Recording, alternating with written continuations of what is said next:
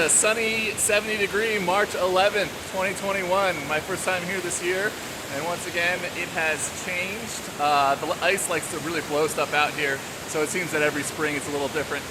Level is a little under 15,000, 14.7 or something like that, but I'll turn the camera around and we can talk about some of the changes. The poison ivy hasn't grown in yet, but you can see the seal launch right here, and the first thing you'll notice when you get here is there is a big log. There's a tree down, you kind of seal launch right over it. It's not really that much of a hazard. I mean, the left side, this is an eddy over there. There's not a lot of current pushing into it, so you kind of just fly right across. But high water might make that an issue if that blows down and lodges in the wave. The big log that used to be over here is not here. I don't know how long that's been gone. Some of the local guys can tell me. But the big thing that happened here is the rock wall has collapsed on the side here, giving us a really big glassy wave on surfers left. At this level, like I said, 15,000, it's pretty good. I'm in a super easy. I think that a shorter hull with a low hull speed might be an issue, but I was able to just sit on that with my paddle across my lap for pretty much as long as I wanted.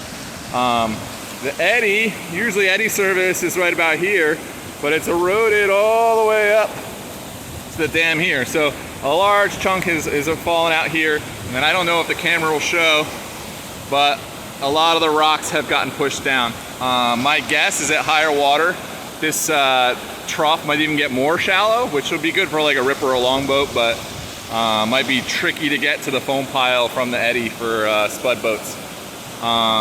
The foam pile, it's a nice retentive little pocket. It's a little flushy, really don't want to carry momentum to either shoulder. So trim has to be on point. A big guy in a small boat is gonna have a hard time not carrying momentum to either shoulder, and trying to spin, it's a very fine line. You really gotta keep it neutral.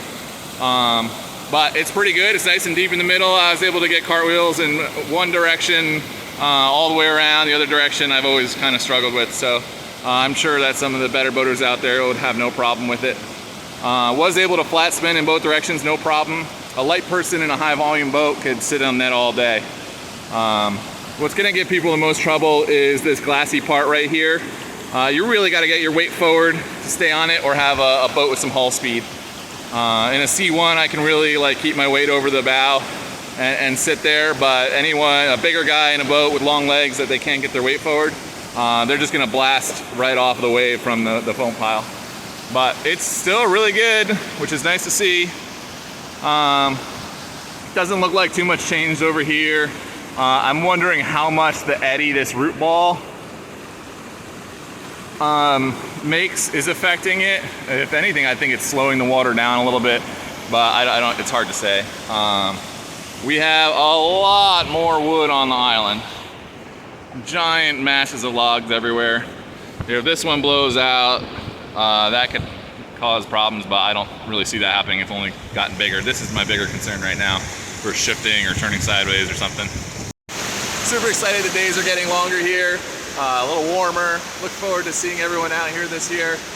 And I'm gonna hop back in my boat and wear myself out. I got the place to myself. Truly is one of those soul surfing days. See you later.